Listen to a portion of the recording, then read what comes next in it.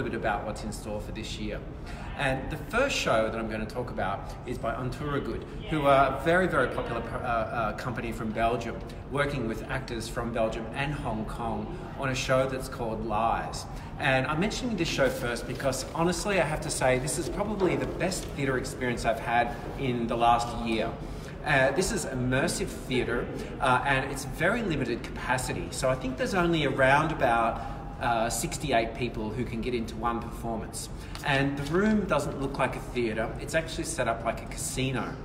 And every single person who comes into this show essentially has to be in the show as a World Bank.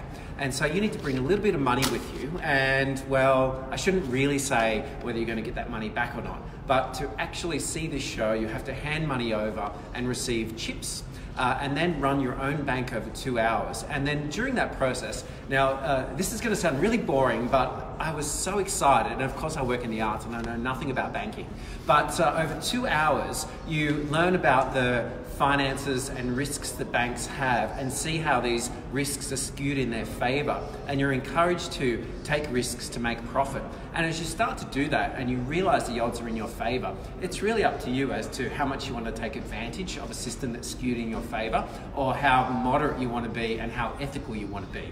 On top of that, you start doing things, and I can't believe these words are coming out of my mouth. You start doing things like merging with other banks, buying shares, trading bonds on the world market, and negotiating with the World Bank, becoming world financial advisors to presidents, and many, many other things. And the thing that I took away from the show, and I think everyone takes away different things, is when you're given that, when you realize, when you're in control of these decisions and the odds are so far in your favor, how far will you go for self-serving gratification versus will you stop and consider the ethical circumstances of the odds being so skewed in your favor? It's a really incredible show and very much like an immersive game that you play, and probably one of my top picks for the festival.